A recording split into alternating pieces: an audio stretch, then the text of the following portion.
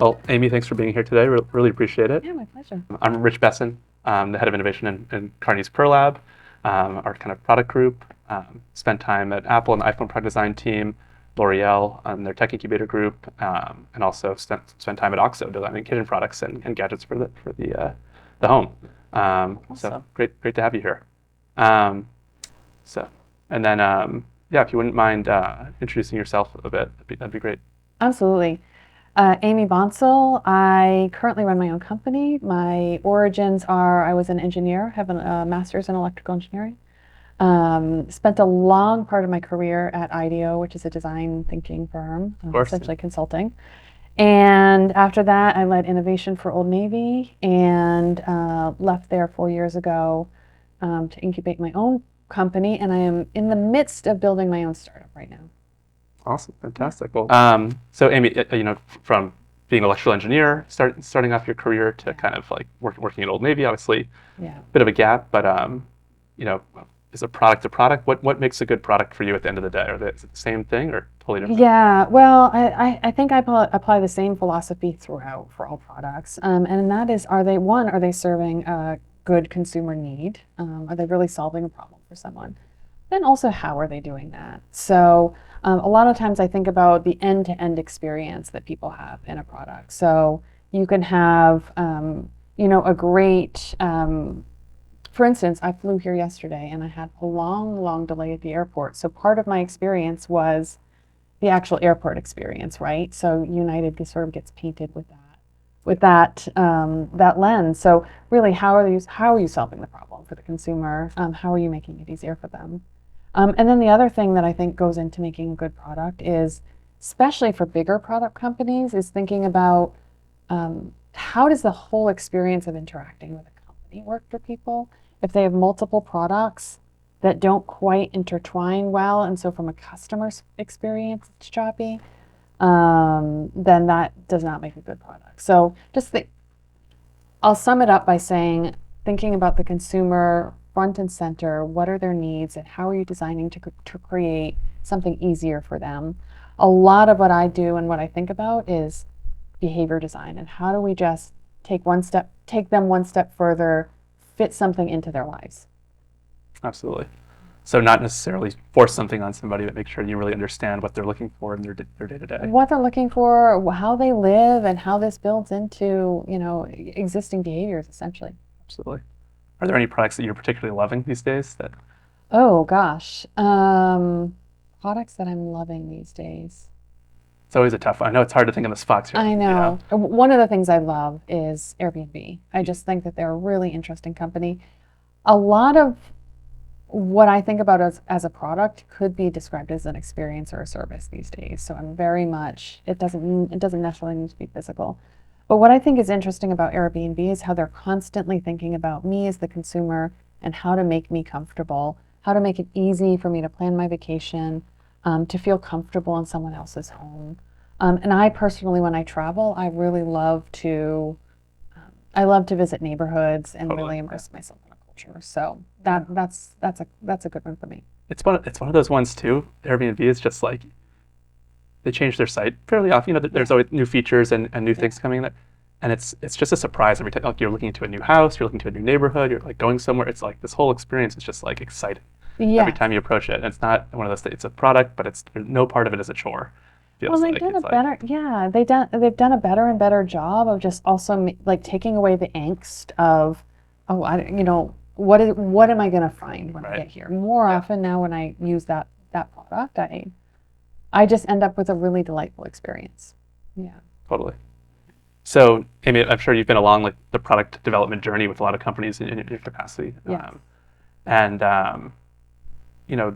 Companies, some are successful, some less so. Yeah. What makes a company? Why are some companies more successful than others? Like launching products, meeting the market. Things out there. I think two things in my experience. One is most often our instinct when we're developing a product is we're excited about it and we go show it to someone and say, what do you think of this product? And if you start that way, you've missed understanding where they're coming from, what their needs are. And all of us like to make other people feel comfortable by and large. So if you start that way, you're more likely to get, oh, this is great. maybe tweak this or that, but you're not really going to understand them. So number one is starting with a customer-centric set of questions, not how do you like my product, but tell me about your life in this arena. Right, yeah. How, like, what is life like for you right now? So that's number one. Number two is, and I built a practice around this at IDEO, it takes more than just a product to make a good, to get to market well. Most new innovations require either a new operating model or a new business model. And most big companies are not designed to do that. And so what they'll end up doing is having this new product sort of fit into their existing operating system, and they'll kill it with kindness. Oh, you just need to use this IT or this tech system, or it really needs to market this way, even if that product or service needs something entirely different. So really the idea is making sure that you're designing the right operating model or business model for that product or service, even if it's not what you currently do. Yeah, and there's kind of that brutal honesty you need to have of just if this product in the kind of the vision format needs to actually perform in ways. And sometimes there's but we already have this IT system, we already have this, so let's just make it work with that, and it kind of just that honesty of like, well, when we do that, it compromises it to the exactly. I used to talk with clients all the time about the idea of when you're incubating something new, think about a strategic partnership between it and the origin company, so that they both thrive. So I think the past, I don't know, you could say decade, you've probably been ahead of the curve on this, maybe even before that, but as companies kind of look to harness these design principles and design thinking, and go beyond just making them buzzwords, but putting them into reality. What are some of the benefits you've seen where that's driven value across an enterprise?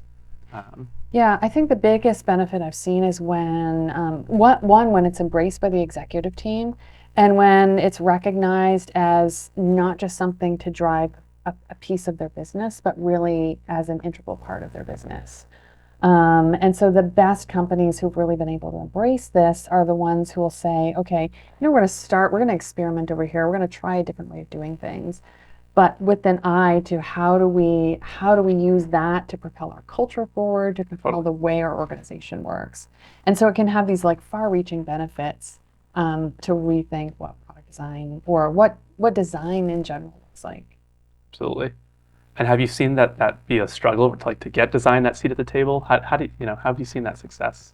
At IDEO, we always talked about enlightened leaders. It really starts by having someone who, even if they don't know exactly how you're going to get there, believes. And so I'll say generally it takes that.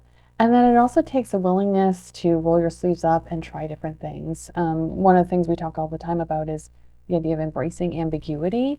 Design is never a straight line between sort of an idea and getting something in market, or an idea and how the organization might evolve. But it's really about having that vision in mind, experimenting, taking small steps, and iterating. So having an organization, having a culture who's open to that makes a big difference. Interesting.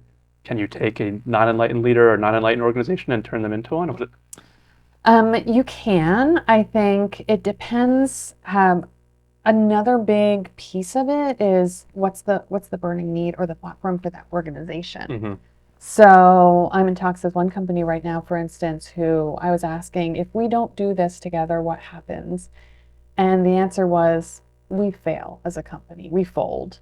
And so I think there's also this sort of, and it doesn't always need to be quite that dire or desperate, but if there feels like a burning need that other things haven't solved, then that can help. One thing I'll say is almost all the successful work that I've done has come when people have tried to do something on their own and it hasn't worked. And then they're like, okay, wait, I need help. I need a different way. And I think that also bodes well. If people have really tried and, put skin in the game, sweat equity, then there's really this sense of investment. Well, and they're still saying we know there's something here. Yes. At the end of the day, right? Exactly. Yeah. For sure. Yeah. That's fantastic. Yeah.